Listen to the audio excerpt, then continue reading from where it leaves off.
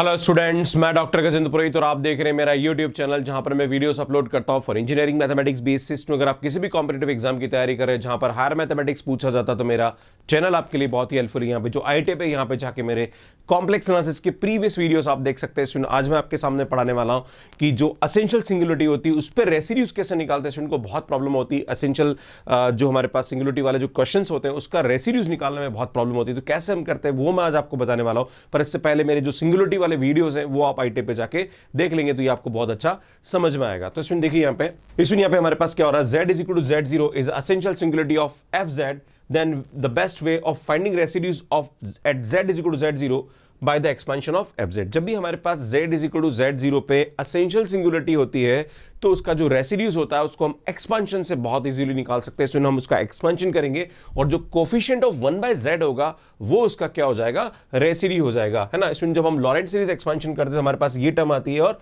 ये वाली टर्म आती है। तो ये वाला जो पोर्शन होता है ये हमारे पास क्या देता है, एसेंशियल सिंगुलरिटी और देता है। और इस एक्सपांशन के अंदर जो कोफिशिएंट ऑफ 1/z-z0 पावर 1 होगा उसका कोफिशिएंट हमारे पास जो होता है वो हमारे पास क्या होता है, इसका रेसिड्यूज होता है at z is equal to z0। मतलब क्या होता है, z is equal to z0 पे अगर हमें इसका रेसिड्यू निकालना है तो इस एक्सपांशन के अंदर 1/z-z0 का जो कोफिशिएंट होगा वो इसका क्या होगा, रेसिड्यू होगा। कैसे होगा मैं आपको समझाता हूं, है ना। पर इसमें एसेंशियल सिंगुलरिटी क्या होती है इसके बारे में प्लीज आप IIT पे जाके देख लेंगे, then it will be good, right. तो इसमें हमारे पास find the residues of fz is equal to e की पावर z।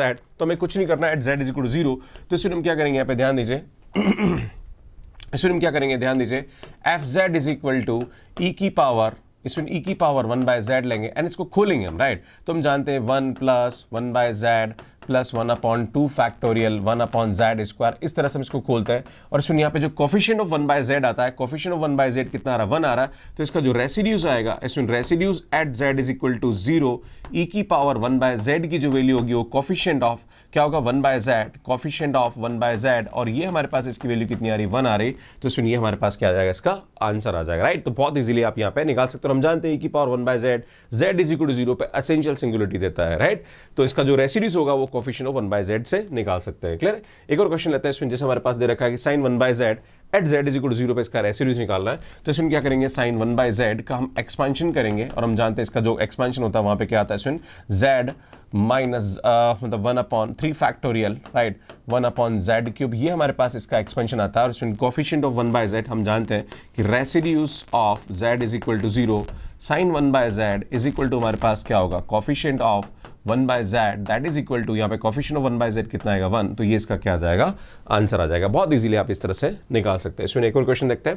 जैसे हमारे पास क्वेश्चन दे रखा है, क्या दे रखा है, इसमें z इज इक्वल टू, यहाँ पे सिंगुलरिटी आ रही है z इज इक्वल टू -3। तो z इज इक्वल टू -3 पे इसका रेसिड्यू निकालना कैसे करेंगे, तो इसमें क्या करेंगे, ध्यान दीजिए यहाँ पे हमारे पास जो fz दे रखा है उसमें हम क्या करेंगे, हमें यहाँ पे z इज इक्वल टू -3 पे निकालना। इसका मतलब ये हुआ कि हमें z+3 का कोफिशिएंट देखना पड़ेगा, राइट।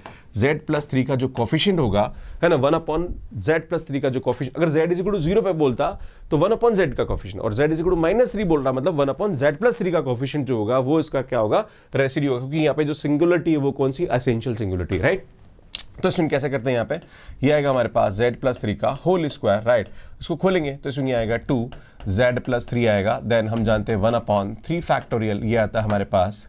इसमें यहाँ पे साइन z की सीरीज निकालते हैं हम लोग, राइट। तो ये आएगा 2/z+3 का होल क्यूब होता है, राइट। इस तरह से हमारे पास इस टर्म जाती है, राइट। हम जानते हैं, इसमें मैं आपको बताना चाहता हूँ कि साइन z की जो सीरीज होती है वो क्या होती है, इसमें ये आता है z-z³ फैक्टोरियल प्लस z5 है ना 5 फैक्टोरियल, ये हमारे पास इसकी सीरीज आती है, राइट, है ना। तो z की जगह हम यहाँ पे 2/z+3 रख रहे हैं, क्लियर है। अब इसको मल्टीप्लाई करिए तो इसमें हमारे पास जो fz आएगा वो क्या आएगा, इसमें जब इसको मल्टीप्लाई करेंगे तो ये आएगा 2z+3 से z+3 एक कैंसिल हो जाएगा, एक बच जाएगा। और इसको कैंसिल करेंगे तो ऊपर आएगा 8, नीचे आएगा 6, है ना। 3 फैक्टोरियल की वैल्यू 6 होती है। जब इसको मल्टीप्लाई करेंगे तो इसमें क्यूब आएगा और स्क्वायर आएगा, तो यहाँ आएगा 1/z+3 आएगा, है ना। और ये सब चलता जाएगा, राइट। अब हम जानते हैं कि residues at z is equal to -3 of fz, है ना, ऑफ fz जो आएगा वो आएगा हमारे पास कोफिशिएंट ऑफ क्या आएगा इसमें 1/z+3। इसमें मैं आपको बताना चाहता हूँ कि ये फार्मूला जो होता है ये सिर्फ हमारे पास एसेंशियल सिंगुलरिटी के लिए होता है, क्योंकि साइन 1/z टाइप का जो होता है वो हमेशा एसेंशियल सिंगुलरिटी देता है। इसलिए मैंने बता चुका हूँ आईटी पे जाके एक बार एसेंशियल सिंगुलरिटी समझ लीजिए, राइट। तो आपको ये बहुत इजीली समझ में आएगा। तो इसमें कोफिशिएंट ऑफ 1/z+3 जो आ रहा है वो हमारे पास माइनस का 8/6 आ रहा है। माइनस का 8/6 का मतलब होता है माइनस का 4/3। तो इसमें हमारे पास बी ऑप्शन क्या हो जाएगा, ये करेक्ट हो जाएगा, राइट। तो इस तरह से इस क्वेश्चन को हम यहाँ पे सॉल्व करते हैं। इसमें एक और एग्जाम्पल समझने की कोशिश करिए।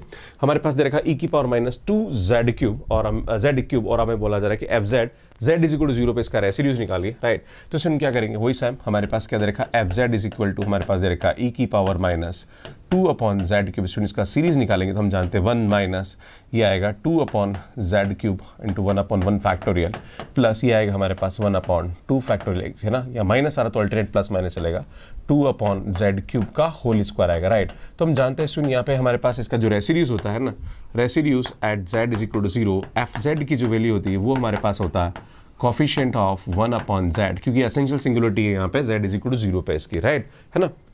तो इसमें यहाँ पे हमारे पास कोफिशिएंट ऑफ f 1/z आएगा और कोफिशिएंट ऑफ 1/z यहाँ मिल ही नहीं रहा है, तो इसकी जो यहाँ पे रेसिड्यूज आएगा वो क्या आएगा, 0 आएगा। भैया अगर आपको मिलेगा तो रखोगे, जब मिल ही नहीं रहा 1/z का कोफिशिएंट तो इसका जो रेसिड्यूज आएगा वो हमारे पास क्या आएगा, 0 आएगा। तो इस तरह से यहाँ पे इसको हम सॉल्व करते हैं। अगर कोफिशिएंट ऑफ 1/z मिलता तो ठीक है, नहीं मिलता तो हम इस तरह से करें।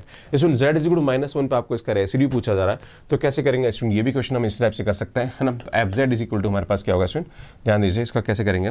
fz= है ना, fz= ये आ रहा है हमारे पास cos 1/z+1 आ रहा है, राइट। इसको खोलेंगे तो यहाँ पे हमारे पास इसकी वैल्यू क्या आएगी, fz= इसमें जब खोलेंगे इसको तो हमारे पास यहाँ पे इसकी जो वैल्यू आएगी वो आएगी 1/1 माइनस 1/z+1 का होल स्क्वायर, राइट, प्लस ये आएगा 1/z+1 का पावर 4, राइट। और ये अपॉन यहाँ 4 फैक्टर लाता है और यहाँ पे हमारे पास 2 फैक्टर लाता है, राइट। तो ये हमारे पास इसकी सीरीज आती है ना। पर सुन यहाँ पे भी हमारे पास क्या होगा, इसका रेसिड्यूज निकालेंगे, राइट।